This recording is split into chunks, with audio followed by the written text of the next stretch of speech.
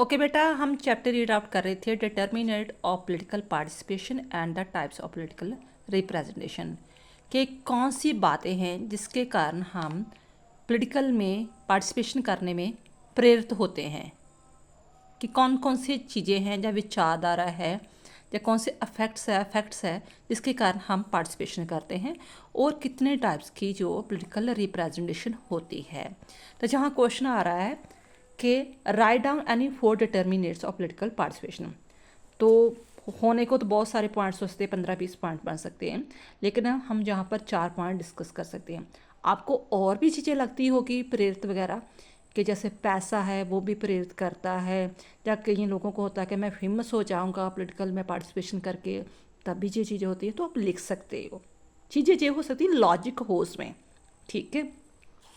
जहाँ हम 4 point discuss कर रहे हैं, एजुकेशन ये भी हमें इफेक्ट करती है, पॉलिटिकल कॉन्शियस हमारी कितनी अवेयरनेस बढ़ रही है पॉलिटिक्स को लेकर, हमारी विचारधारा क्या है। मान लो हमारे बाबा दादा जो है वो इस विचारधारा से रिलेटेड है, तो हम भी नेचुरली हमारी जनरेशन टू जनरेशन उसी विचारधारा को फॉलो कर रही है।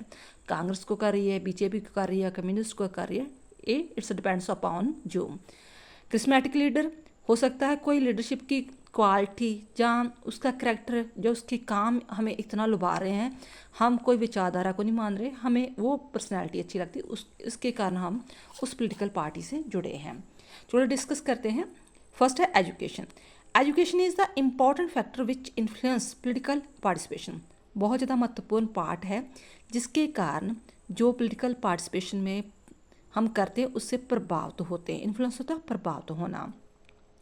Educated people are more enlightened political and they take active part in a political activity. जो पढ़े लिखे लोग होते हैं वो एनलाइटेड होते हैं, ज़्यादा जागरूक होता है कि हाँ भी कौन कौन सी देश की समस्या चल रही है, क्या प्रॉब्लम्स चल रही है, हमें वो प्रॉब्लम्स कौन सी पार्टी कौन सा लीडर सॉल्व कर सकता है, ठीक है। क्योंकि पढ़ा लिखा थोड़ा अवेयर होता है चीज़ें। और ये भी होता है, मान लो कोई बिजनेसमैन है, कोई टीचर है, या कुछ भी है, तो मैं किस पार्टी को चूज़ करूं कि मुझे ये चीज़ें, ये लीडर या ये पार्टी मेरे लिए बेनिफिशियल होगी, ठीक है, उनका मैनिफेस्टो जो मेरे लिए फ़ायदेमंद होगा। ये एजुकेशन बहुत बड़ा रोल प्ले करती है। और सेकंड है पॉलिटिकल कॉन्शियसनेस। हम जो मीडिया में देखते हैं, न्यूज़ चैनल देखते हैं, न्यूज़पेपर पढ़ते हैं, लोगों में आपस में डिस्कशन करते हैं, मान लो किसी पार्टी में जहाँ भी एक मेंबर बन गए हैं, तो हमारी कॉन्शियसनेस जो है, अवेयरनेस है, वो और भी ज़्यादा डे बाय डे बढ़ती जाती है। Political consciousness is also an important determinant of political participation. Higher the level of political consciousness higher the political participation. जितनी ज़्यादा कॉन्शियसनेस जो लोगों में बढ़ेगी उतनी ही पार्टिसिपेशन और ज़्यादा बढ़ेगी। Ideological commitment, political commitment of the people also determine their the political participation. The people who are attached with the political ideologies are more political conscious. जो होता है ना कई स्टेटों में, जैसे एमपी है, यूपी स्टेट्स वगैरह है, ठीक है ना, कुछ टिपिकली अपनी पार्टी से कमिटमेंट होते हैं कि जो चाहे मर्जी हो चाहे हम इसी पार्टी को ही मैक्सिमम वोट डालेंगे। जैसे यूपी में होता है, एमपी में होता है कि हमने बीजेपी को ही वोट डालनी है, ठीक है। तो वो चीज़ें हो जाती है, आइडियोलॉजी के साथ कमिटमेंट हो जाते हैं। तो जैसे साउथ के एरिया वाले हैं, वो अपनी जो लोकल पार्टीज़ है, रीजनल पार्टी है, उसी को ही वोट डालते हैं, वो नेशनल पार्टी को सपोर्ट ही नहीं करते, ठीक है। नेक्स्ट है करिश्मेटिक लीडरशिप।